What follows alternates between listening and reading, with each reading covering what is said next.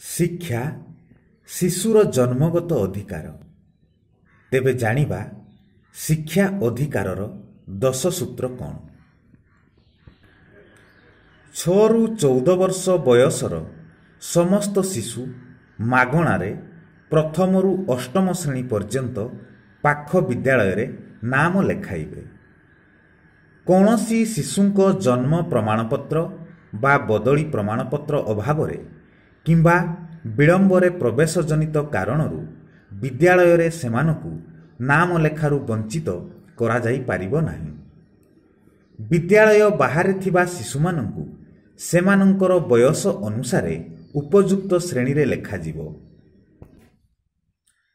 ଭିନ୍ନକ୍ଷମ ଶିଶୁମାନଙ୍କ ପାଇଁ ନିରାପଦ ତଥା ଉପଯୁକ୍ତ ଯାତାୟତ ଏବଂ ଅନ୍ୟାନ୍ୟ ଆବଶ୍ୟକ ସୁବିଧା ସୁଯୋଗର ବ୍ୟବସ୍ଥା ରହିଛି। ପିଲାମାନଙ୍କୁ ବିଦ୍ୟାଳୟରେ କୌଣସି ପ୍ରକାର ଶାରୀରିକ ଦଣ୍ଡ, ମାନସିକ ନିର୍ଯାତନା ଦିଆଯିବ ନାହିଁ ଏବଂ ସେମାନଙ୍କ ମଧ୍ୟରେ ବାଛବିଚାର ନିଷେଧ କରାଯିବ। ପ୍ରତ୍ୟେକ ବିଦ୍ୟାଳୟର କାର୍ଯ୍ୟକଳାପ ତଦାରଖ, ପରିଚାଳନା ତଥା ବିଦ୍ୟାଳୟର ଉନ୍ନତି ନିମନ୍ତେ ଯୋଜନା କରିବା ପାଇଁ ମୁଖ୍ୟତଃ ଅଭିଭାବକମାନଙ୍କୁ ନେଇ ବିଦ୍ୟାଳୟ ପରିଚାଳନା କମିଟି ଗଠନ ହେବ ଏବଂ ପ୍ରତି ମାସର ପୂର୍ଣ୍ଣିମା ଦିନ ବୈଠକ ଅନୁଷ୍ଠିତ ହେବ। କୌଣସି ପିଲାଙ୍କୁ ବିଦ୍ୟାଳୟରେ ପ୍ରବେଶ ନିମନ୍ତେ କୌଣସି ଚୟନ ପ୍ରକ୍ରିୟା ଓ ମୁଣ୍ଡ ପିଛା ଦେୟ ଦେବାକୁ ପଡ଼ିବ ନାହିଁ।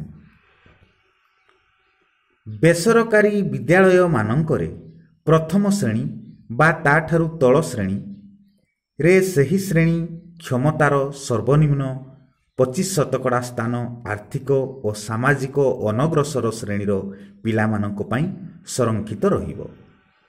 ଶିକ୍ଷକ ଅଥବା ଶିକ୍ଷୟିତ୍ରୀଙ୍କୁ ଅଣଶିକ୍ଷା କାର୍ଯ୍ୟକ୍ରମ, ଜନଗଣନା, ପ୍ରାକୃତିକ ବିପର୍ଯ୍ୟୟ ଅଥବା କୌଣସି ଦୁର୍ବିପାକ ପରିଚାଳନା କାର୍ଯ୍ୟ ତଥା ନିର୍ବାଚନ ପ୍ରକ୍ରିୟା ବ୍ୟତୀତ ଅନ୍ୟ କୌଣସିଥିରେ ଭାଗ ନେବା ନିଷେଧ।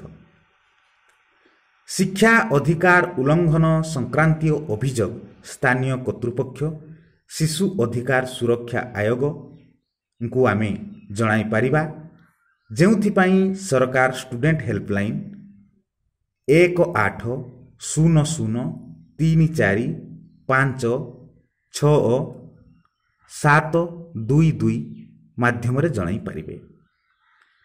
ଶିକ୍ଷା ଶିଶୁର ଜନ୍ମଗତ ଅଧିକାର। ତାକୁ କେବଳ ସାକ୍ଷର ନୁହେଁ, ଉପଯୁକ୍ତ ଶିକ୍ଷା ଦେଇ ଶିକ୍ଷିତ କରାଇବା।